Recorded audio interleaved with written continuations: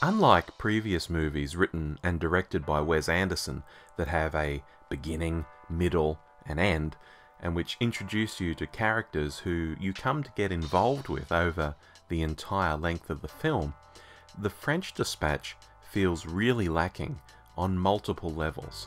The French Dispatch is a strange little film, and I use the word little deliberately. Although boasting a 108-minute runtime, the movie is broken into 3 separate stories, plus some extra content topping and tailing that. And within each of these little sections of the film, there's a who's who of really cool, really interesting actors, but many of them in, blink and you'll miss them, little roles. But let's rewind a little here. To begin with, we're introduced to Arthur Howitzer Jr., who's run off to Paris decades ago to provide reports for a Kansas newspaper, the fictional Liberty Kansas Evening Sun, and more recently, he's died, having never returned to the US since then. Basically, he was the paper's French Foreign Bureau, although why a Kansas paper would need such a thing is anyone's guess, and over time had somehow turned this little outpost in France into a wildly popular magazine of its own with a stack of its own writers. It's far-fetched on some levels, but could be an interesting idea if it was teased out well, which unfortunately it isn't, and is apparently Wes Anderson's love letter to the New Yorker magazine and journalism in general, although why it's set in France is, again, anyone's guess. Howitzer Jr. is Bill Murray's character in the film, and unfortunately only gives Murray a few scenes in flashback and some lines here and there, which he can't seem to do much with. I mean, they're not particularly witty, they're not particularly profound. Howitzer Jr. comes across as a very basic character that literally any older actor could have come onto the set and done a few days' work saying some very bland lines and been just as good as Murray. Basically, this character is nothing like Murray's characters in other Wes Anderson films, so if you're tuning in for a Raleigh St. Clair or a Steve Zissou, just jog on. That's not Howitzer Jr. The film does try and throw in some quirks, such as Murray firing a boy from the magazine and when the kid starts to cry, points to a no crying sign in his office. The no crying thing is repeated a couple of times after that, but there's no explanation for why it's a thing at all. We do it another couple of times because I guess we did it earlier in the film? Okay. It might have been more interesting if we saw some past event that actually made it a thing. But whatever. What the film is really about are 3 segments involving journalists from the paper, who aren't Murray, observing and reporting on stories.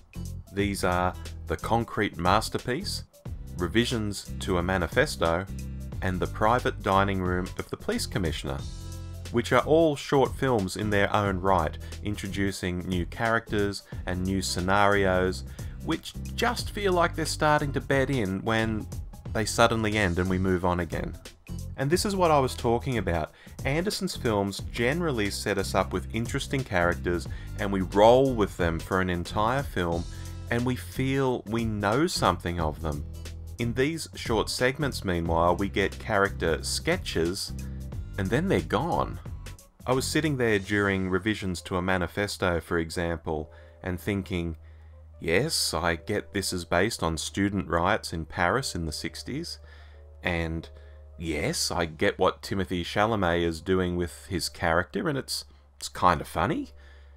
But where is this meant to be going?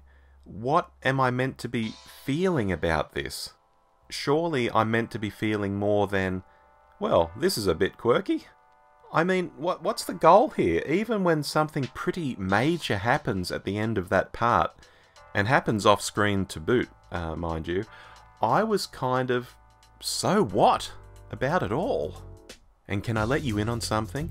Saying all of this so far in the review is so frustrating, because what I haven't said yet is that I'm quite a Wes Anderson fan. I think The Life Aquatic with Steve Zissou and The Darjeeling Limited are masterpieces, and I really do like The Royal Tenenbaums, Rushmore, and The Fantastic Mr. Fox as well. Starting with Moonrise Kingdom in 2012, however, and continuing in the Grand Budapest Hotel in 2014, I can't help but feel that Wes Anderson's films are slowly slipping away from being, for me, and The French Dispatch sadly gives me no reason to think otherwise. There's only so far highly symmetrical camera setups and quirky characters played by a similar ensemble from film to film can carry you if the underlying script or idea is flawed. Which, perhaps confusingly, doesn't mean The French Dispatch is all bad, mind you. Writing for The Guardian, Peter Bradshaw said in his review of the film, quote, "It might not be at the very zenith of what Anderson can achieve, but for sheer moment-by-moment pleasure, this is a treat." End quote. And I think he's largely right. Taken in isolation, there are some good lines, some interesting ideas, some really off-the-wall stuff at times, some clever camera work, some clever use of colour, which really stands out as large sections of the film are in black and white, and all sorts of stuff that reminds you that Wes Anderson is very good at what he does. But there's equally no way on earth someone can convince me that this is up there with The Life Aquatic or The Darjeeling Limited. It's not even a rung below those films. Even at its best, it's quite a few rungs below those films. You know, I'm actually starting to wonder if Wes Anderson will ever make a film again where I feel the way I did with his pre-2010 stuff. Filmmakers do change, and maybe he's changed for good.